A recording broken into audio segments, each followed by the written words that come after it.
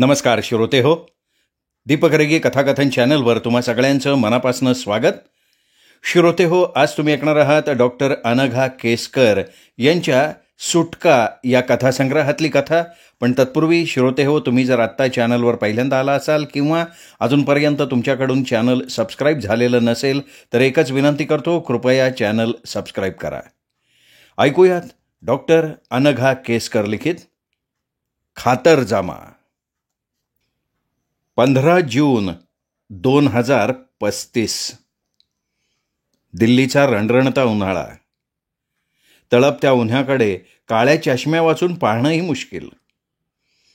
वातानुकूलित दुकानं, ऑफिसेस, वाहनं यामुळे दिल्लीतल्या अभिजनांना काहीसा सुसह्य वाटणारा पण सर्वसामान्यांना भाजून काढणारा. सौर ऊर्जेवर चालणारी निळसर रंगाची भारतीय बनावटीची आलिशान मृगांगी गाडी विमानतळाकडे वेगानं धावत होती.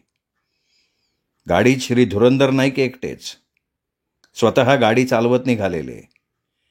कोणत्याही अतिगुप्त कामगिरीसंबंधी कुठं जायचं असेल तर लष्करी खात्यातल्या अधिकाऱ्यांनी स्वतःच गाडी चालवायची असा दंडकच होता मुळी. अगदी विश्वासाच्या वाहन चालकावरही भरवसा ठेवायचा नाही. हे प्रशिक्षणाच्या काळात भावी अधिकाऱ्यांना शिकवलं जायचं. एखादी गोष्ट ज्याला माहीत असणं गरजेचंच आहे त्यालाच फक्त ती गोष्ट सांगायची आणि इतरांना अंधारात ठेवायचं, म्हणजे गुप्त गोष्टी गुप्त राहण्याची शक्यता वाढते, असा कौटिल्यापासूनचा नियम भाविकपणे पाळला जात असलेला. धुरंधर नाईक आज तशाच महत्त्वाच्या माणसाच्या स्वागताला विमानतळावर निघालेले होते. बीजिंग, कोरिया, ब्रह्मदेश या मार्गानं सुभाष भारतात परतत होता. ऑपरेशन ब्लॅक डायमंड ही मोहीम फते करून तो परतत होता. कोणी त्याचा पाठलाग केला असता तर त्याला गुंगारा देण्यासाठी त्यांनी या वाकड्या तिकड्या मार्गाचा अवलंब करावा अशा त्याला वरून सूचना दिल्या गेल्या होत्या. अर्थात नीड टू नो या तत्वाचा अवलंब करून तो कोणत्या मार्गानं येणार आहे हे नाईकांना सांगण्यात आलेलं नव्हतं. त्यांनी फक्त सुभाषला विमानतळावरून घेऊन संरक्षण खात्याच्या अखत्यारीत असलेल्या अश्विनी कुमार हॉस्पिटलमध्ये न्यायचं होतं आणि त्यापुढची सव्यापसव्या मात्र फक्त नाईकांनाच माहिती. दिल्लीत पोचल्यावर सुभाषच्या सुरक्षेची जबाबदारी धुरंधर नाईकांकडे होती. सकाळीच त्यांच्या खाजगी सुरक्षित संगणकावर परेरांचा म्हणजे नाईकांच्या वरिष्ठांचा तातडीचा निरोप आला होता. जे होऊ नये ते झालेलं होतं. इतकी काळजी घेऊनही ऑपरेशन ब्लॅक डायमंडची बातमी बाहेर फुटल्याची वरिष्ठांना शंका आली होती. संरक्षण खात्यातूनच कोणीतरी माहिती पुरवत असल्याखेरीज हे शक्यच नव्हतं. सुभाषच्या त्यातल्या सहभागाविषयी काही लोकांना सुगावा लागला असण्याची शक्यता होती आणि त्यामुळे कदाचित त्याला पळवून नेण्याचा प्रयत्न होण्याची शक्यता आहे असं त्या निरोपात म्हटलेलं होतं. तशी माहिती काही खात्रीच्या लोकांकडनं परेरांना मिळाली होती. ती तातडीची मेल वाचून धुरंधरांना घाम फुटला होता. समजा सुभाष मीडियाच्या किंवा शत्रुपक्षाच्या हाती सापडला असता तर चीन सावध झाला असता आणि भारतानं त्यांच्या गोटात शिरून केलेली व्यूहरचना कोलमडून गेली असती. एवढी जोखीम पत्करून त्यांच्या बालेकिल्ल्यात शिरून केलेली कामगिरी वाया गेली असती. शिवाय चीन युनोमध्ये गेल्याशिवाय राहिला नसता.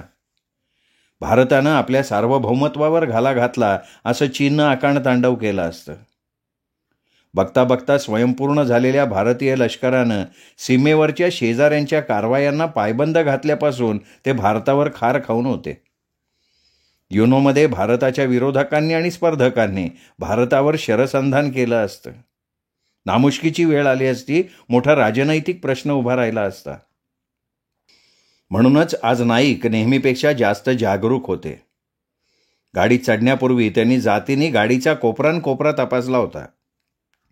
लष्करी खात्यातल्या संबंधित अधिकाऱ्याकडून पूर्व परवानगी घेऊन त्यांनी खास लष्करासाठी राखून ठेवलेला भुयारी जलद मार्ग आज स्वीकारलेला होता. तरीही कोणी आपला पाठलाग करत नाही ना याची ते खातरजमा करत होते. विमानतळावर उतरल्यानंतरही सावधपणे परिसर निहाळायला ते विसरले नाहीत. सुरक्षा व्यवस्था नीट होती. नाईकांचं ओळखपत्र काळजीपूर्वक पाहिल्याशिवाय त्यांनाही आत जाता आलं नाही. सुभाषसाठी त्यांना फार काळ वाट नाही पाहायला लागली. लांबूनच त्यांनी सुभाषला ओळखलं. महिन्याभरात तो चांगला वाळला होता, पण त्याची नजर सावध होती आणि हालचाली पूर्वीसारख्या चपळ होत्या. पाठीवर एक बॅग आणि हातात दुसरी मोठी बॅग, एवढं सामान घेऊनही तो झपाझप पावलं टाकत होता. विमानतळावरच्या सिक्युरिटीपाशी त्याला फार काळ थांबायला लागू नये अशी व्यवस्था आधीच केली होती. अर्ध्या तासात ते दोघे अश्विनी कुमार हॉस्पिटलच्या वाटेवर होते. अभिनंदन, तुझ्यासारखी चिवट, काटक आणि धाडसी माणसं आपल्याकडे आहेत म्हणून एवढ्या मोठ्याला योजना आम्ही आखू शकतो. आम्हाला तुझा अभिमान वाटतो. वाहकाच्या समोरच्या आरशात बघून मागच्या वाहनांचा अंदाज घेत धुरंधर नाईक म्हणाले. अशा प्रकारच्या स्तुतीची खरं म्हणजे सुभाषला सवय होती, पण तरीही नाईकांसारख्या वरिष्ठ अधिकाऱ्याची ही स्तुती सुमन ऐकल्यावर त्याच्या चेहऱ्यावर अभिमान मिश्रित हास्य उमटलं. थँक्स. या योजनेसाठी माझी निवड तुम्ही केलीत याचा मला आनंद आहे. फारच वेगळा आणि रोमांचक अनुभव होता हा. थेट सिंहाच्या गुहेत शिरून त्याचे दात काढण्यासारखा. पण आता मात्र आपल्या सगळ्यांना ऑपरेशन ब्लॅक डायमंडविषयी सगळं काही विसरून जायचं आहे, आलं लक्षात? ऑपरेशन ब्लॅक डायमंड म्हणजे काय? मी पहिल्यांदा ऐकतो हे नाव तुमच्या तोंडून. गंभीर चेहऱ्यानं सुभाष म्हणाला. नायकांनी क्षणभर आश्चर्यचकित नजरेनं त्याच्याकडे बघितलं आणि नंतर त्याच्या डोळ्यातली मिश्किल झाक बघून ते हसायला लागले. नायकांचा गोंधळ बघून सुभाषने गडगडाटे हास्य केलं. इथून आपल्याला थेट एका मिलिटरी हॉस्पिटलमध्ये जायचं आहे. तुझी तिथे बारकाईनं तपासणी होईल. फार धोकादायक परिस्थितीत तुला महिनाभर राहावं लागलं आहे. शारीरिक आणि मानसिकदृष्ट्या तू पुन्हा तंदुरुस्त व्हावंस म्हणून तुझ्यावर थोडे उपचार होतील. तुला विश्रांती दिली जाईल. प्रत्येक अतिमहत्त्वाच्या कामगिरीनंतर आपण ही काळजी घ्यायला लागलो आहे.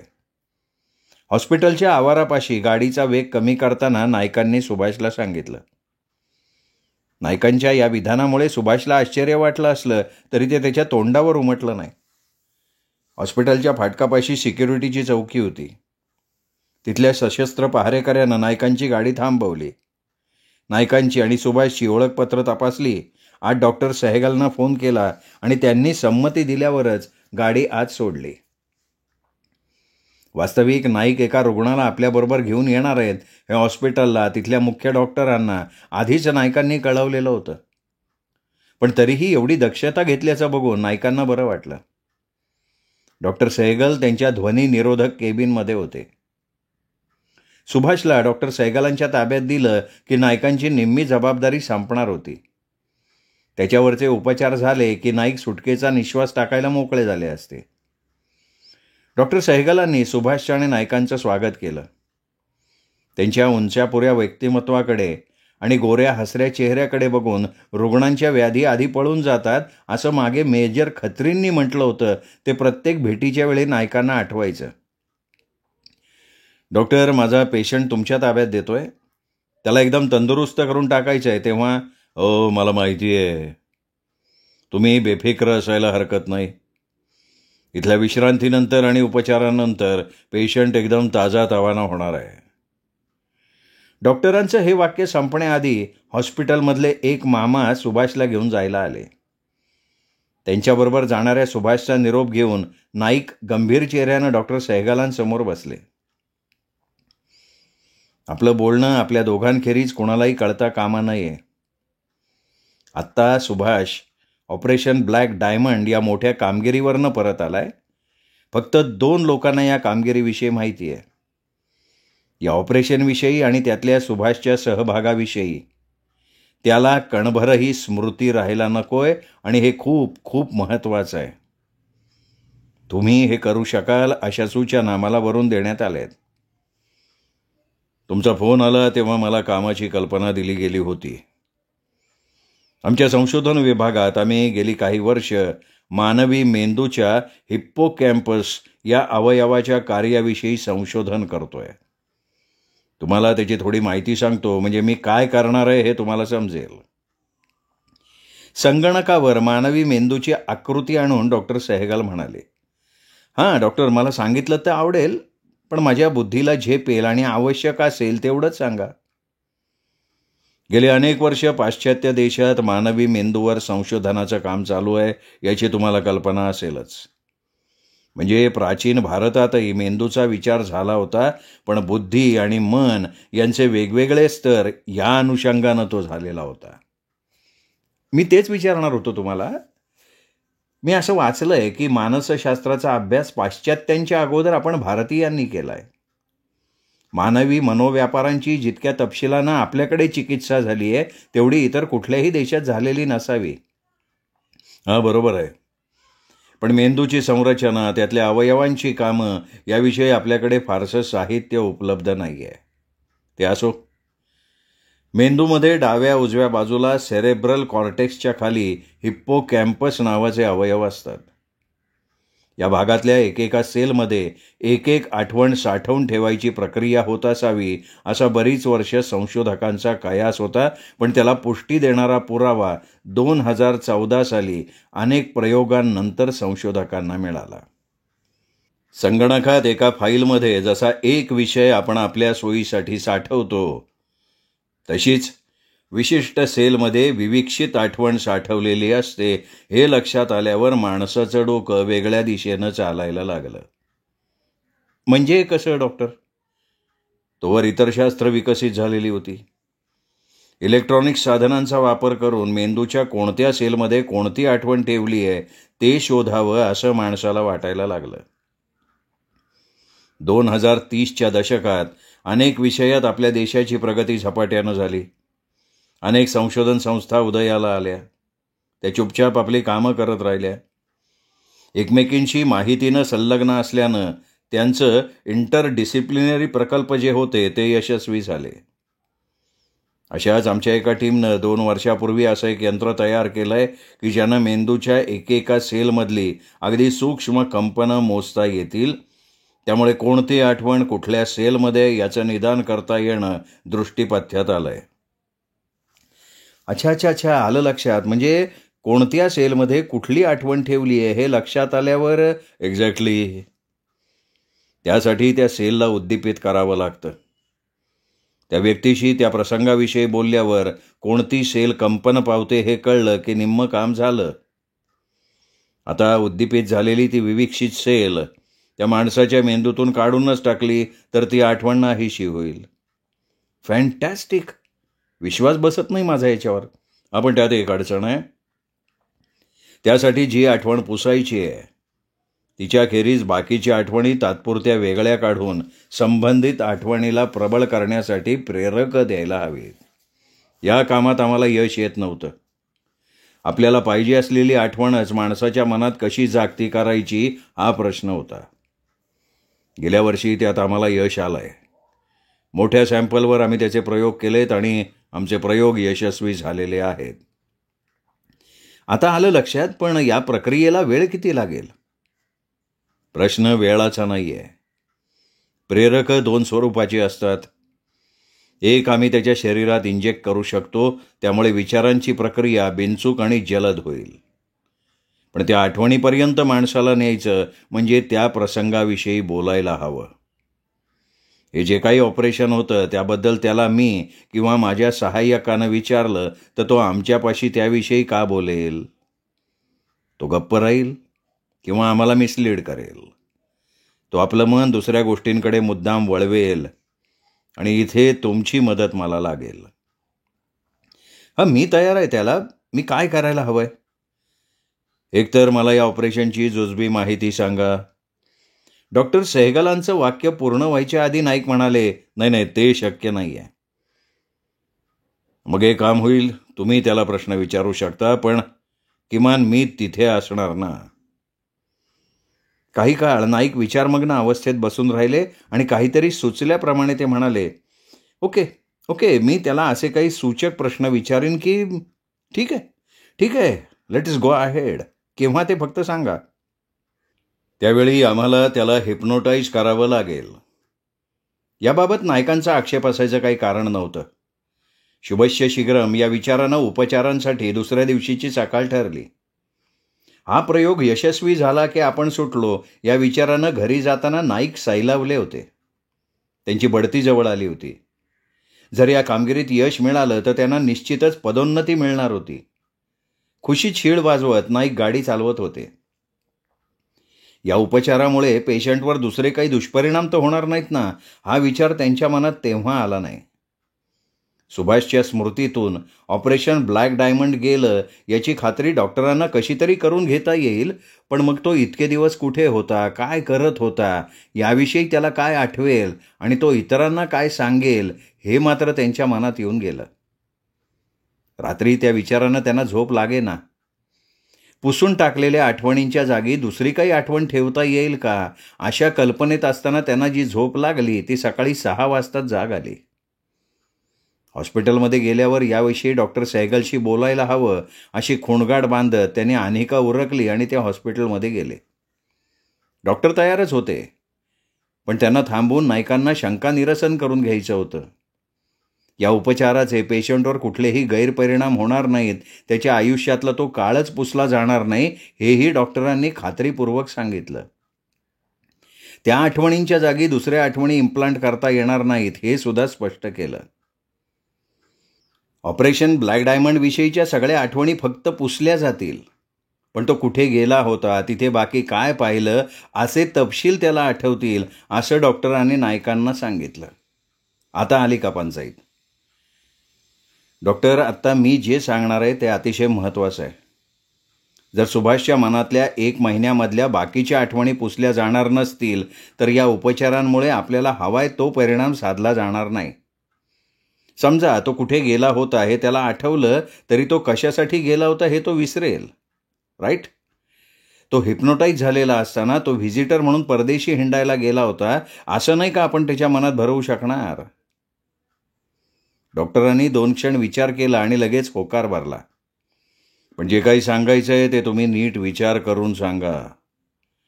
हिप्नोटाईज केल्यानंतर एकदा काही सांगितलं की ती काळ्या दगडावरची रेघ. डॉक्टर सहगल नाईकांना त्यांच्या उपचारांच्या खोलीत घेऊन गेले. ती हॉस्पिटलची खोली वाटतच नव्हती, एखादी अद्ययावत प्रयोगशाळा वाटत होती. ती पाहून नाईक चांगले प्रभावित झाले. खोलीची एक संपूर्ण भिंत काचेची होती. काचे पलीकडच्या कक्षात तंत्रज्ञासारखा दिसणारा एक तरुण कानाला मायक्रोफोनसारख्या निळ्या मऊ वर्तुळाकृती गाद्या बसवून यंत्रांशी खटपट करत होता.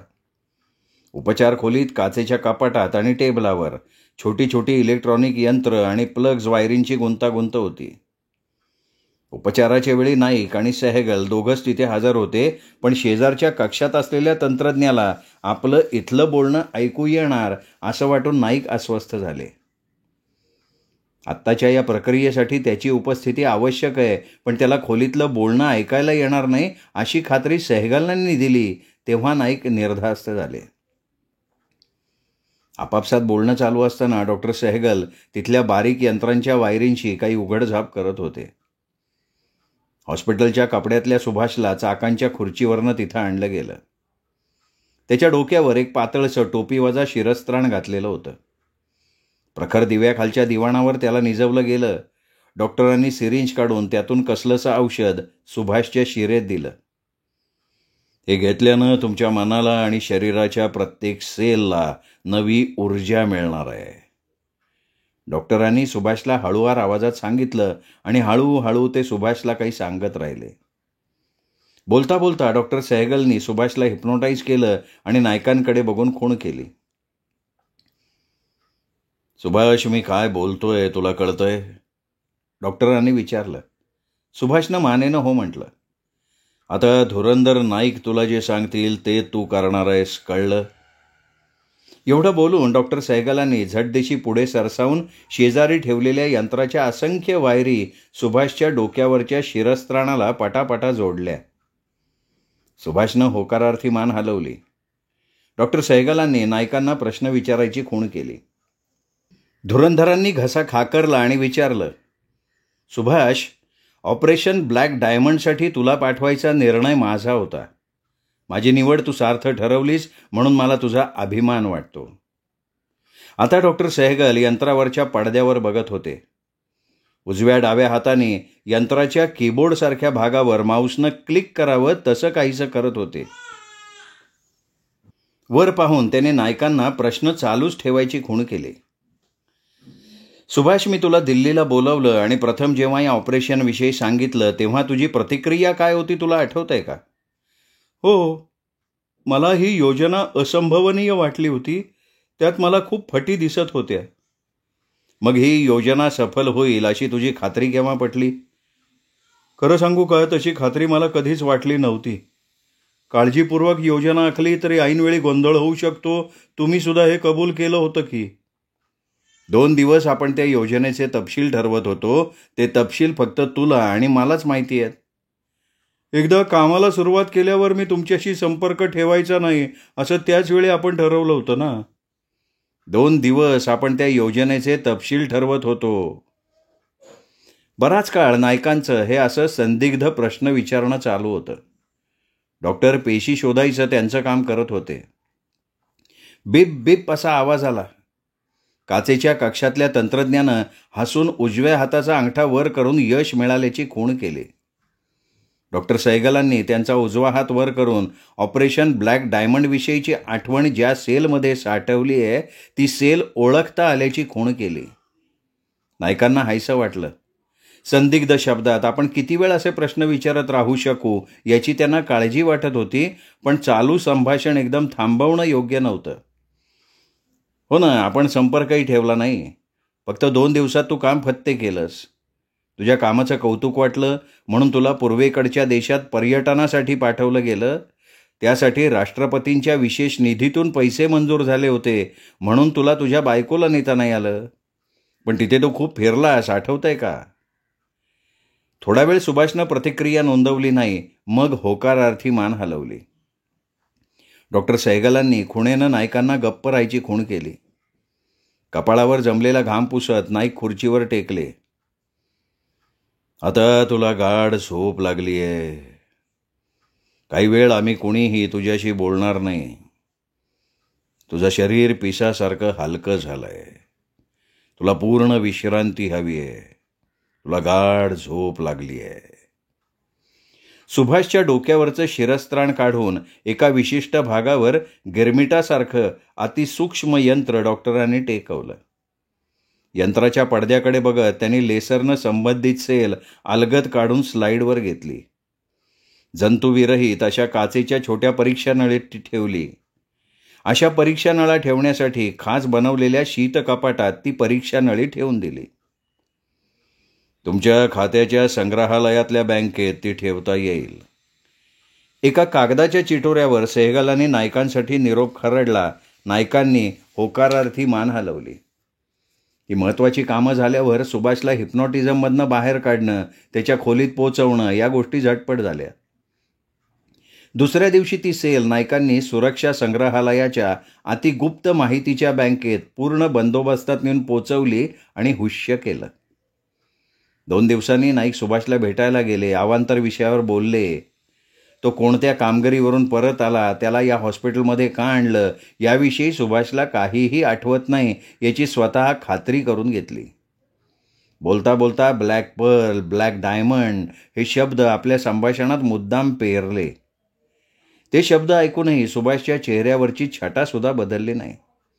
आपण पूर्वेकडच्या देशात हिंडून आलो.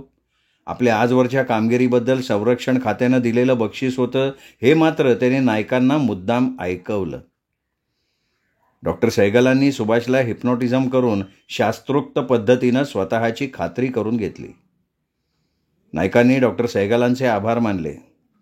या उपचाराविषयी अजून कुठेही वाच्यता करायची नाही हे आता डॉक्टरांनी नायकांना बजावलं. भारतीय संशोधकांचं हे यश इतरांना कळलं तर सर्वच देश त्या संशोधनाचं इंगित जाणून घेण्यासाठी वाटेल त्या थराला जातील यावर दोघांचं एकमत झालेलं होतं. सध्या चीनच्या 3 महत्त्वाच्या मंत्र्यांचं पदच्युत होणं, औद्योगिक जगतात उत्पात होणं ही सुभाषच्या कामगिरीची फलित आहेत हे फक्त नायकांना आणि परेरांना माहिती होतं. आता नायकांच्या पदोन्नतीवर शिक्कामोर्तब होणार होतं. 6 दिवसांनी नायकांना मल्होत्रांची सुरक्षित संगणकावर तातडीची मेल आली. हॉस्पिटलमधनं सुभाष घरी पोहोचला, पण दुसऱ्या दिवशी तो गायब झालेला होता. मल्होत्रांच्या विश्वासातल्या माणसांनी जंग पछाडलं, पण सुभाष कुठे गेला, कोणाबरोबर गेला याचा पत्ताच लागत नव्हता. त्यांनी कोणाशीही संपर्क केला नव्हता. नक्कीच शत्रुपक्षाचा हा कावा असावा. नाईकांनी डॉक्टर सहगलांची भेट घेतली. सुभाष शत्रुपक्षाच्या हाती लागला असेल तरी तो त्यांना कुठलीही बातमी देऊ शकणार नाही याची डॉक्टरांना खात्री होती. तरीही नाईकांची आणि परेरांची झोप पार उडाली. आठवड्यानंतर सुभाषला कोणीतरी मुंबईच्या गर्दीच्या भागात रात्री आणून टाकलं. त्यांनी तातडीने नाईकांशी संपर्क केला. धावत पळत नाईक मुंबईला गेले. त्या आठवड्यात काय काय झालं याची कसून चौकशी केली. अपहरणकर्त्यांनी त्याला काळोख्यात तुरुंगवजा खोलीत डांबलं होतं. त्याचा आतोनात छळ केला होता. ते लोक चीनी दिसत होते. एकमेकात मॅन्ड्रीन भाषा बोलत होते. सारखे एकाच विषयावर ते प्रश्न विचारत होते. तुझ्यावर ऑपरेशन ब्लॅक डायमंडची कामगिरी कुणी सोपवली? तू चीनमध्ये कशासाठी गेला होतास? चीनमध्ये आपण हिंडून आलो या कारणानं चीनच्या गुप्तहेर खात्यानं आपल्याला का उचलावं याचं सुभाषला आश्चर्य वाटत होतं. पण सुभाषला त्याविषयी काही माहितीच नव्हतं, तर तो त्यांना सांगणार तरी काय? शेवटी बेशुद्धावस्थेत त्याला रस्त्यावर टाकून दिलेलं होतं. तातडीनं तसा निरोप मल्होत्रांना आणि संरक्षण खात्याच्या सर्वोच्च अधिकाऱ्याला दिला गेला. पण गोष्टी तिथे संपल्या नाहीत.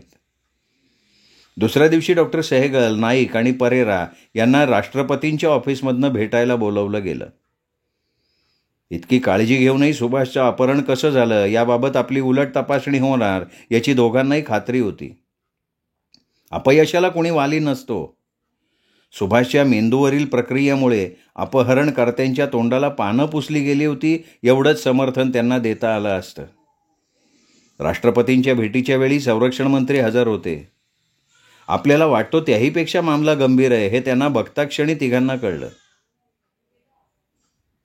तुम्हा तिघांचंही अभिनंदन. ऑपरेशन ब्लॅक डायमंड यशस्वी झालंय आणि डॉक्टरांचं संशोधन सुद्धा. डॉक्टर, फार मोठी झेप आहे बरं काही. एकेकाशी हस्तांदोलन करत संरक्षण मंत्री म्हणाले. परेरा आणि नाईक अवाक झाले. एक कबुली द्यायची आहे, फक्त दिलगिरी व्यक्त करायची आहे. तुम्हाला अंधारात ठेवून आम्ही चाचणी घेतली. सुभाषचं अपहरण दुसऱ्या कोणी नाही, आपल्या अतिगुप्त हेर खात्यानं केलेलं होतं. अहो, पण ते चीनी लोक होते असं सुभाष म्हणाला. ते आपलेच नागा लोक होते, खास प्रशिक्षित केलेले. चेहरेपट्टीमुळे त्यांची या कामासाठी निवड केली होती. डॉक्टरांच्या प्रयोगाची 100% खात्री करून घेण्यासाठी तुम्हाला कोणालाच विश्वासात न घेणं भाग होतं. सुभाषच्या कामगिरीची बातमी फुटली नव्हती, पण तशी दाट शक्यता होती. संरक्षण मंत्री म्हणाले आणि नायकांचा चेहरा लालबुंद झाला. आणि सुभाषचं काही बरं वाईट झालं असतं तर? तो आमचा उत्कृष्ट गुप्तहेर आहे. त्याला काही होणार नाही एवढी काळजी घेतली होती आम्ही. मोठ्या कष्टानं मिळवलेलं जगातलं सर्वोच्च स्थान टिकवायचं म्हटलं ना की नाईलाजानं हे असे डावपेच स्वकीयांशीही करावे लागतात. राष्ट्रपती धीर गंभीर आवाजात म्हणाले. श्रोते हो, तुम्ही ऐकत होता डॉक्टर अनघा केसकर यांची कथा खातरजमा. डॉक्टर अनघा केसकर यांची ही अतिशय वेगळ्या प्रकारची कथा आज आपण पहिल्यांदाच ऐकलीत. कथा कशी वाटली हे कमेंट करून जरूर कळवा. ती कथा आपल्या कथाप्रेमी मित्रपरिवारात, नातेवाईकात, सोशल मीडियावर शेअर करा. आणि चॅनल सबस्क्राईब करायचं राहून गेलं असेल तर प्लीज चॅनल सबस्क्राईब करा एवढीच विनंती करतो. भेटत राहूयात दीपक रिगे कथाकथन चॅनलवर. नमस्कार श्रोते हो.